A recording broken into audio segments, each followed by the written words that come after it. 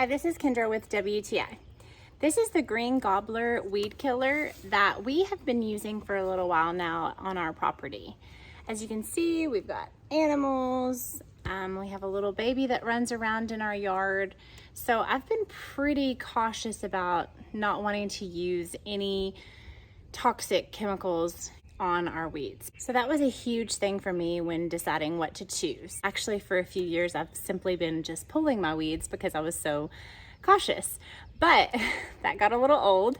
So this year I was doing some really extensive research on what the best non-toxic weed killer is, and I found this. And this stuff works really well. My favorite things about this is that it's all made from corn.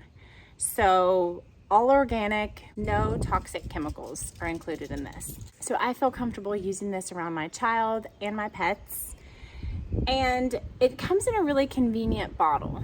So when you get it, you just take the regular cap off of it. And it comes with this little tube with a spray nozzle.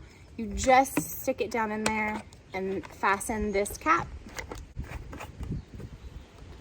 and it's ready to use. One other thing that I like about it is it works really fast. So within 24 hours, usually the plant is looking really dead. And within 48 hours, it's dead. So I love that.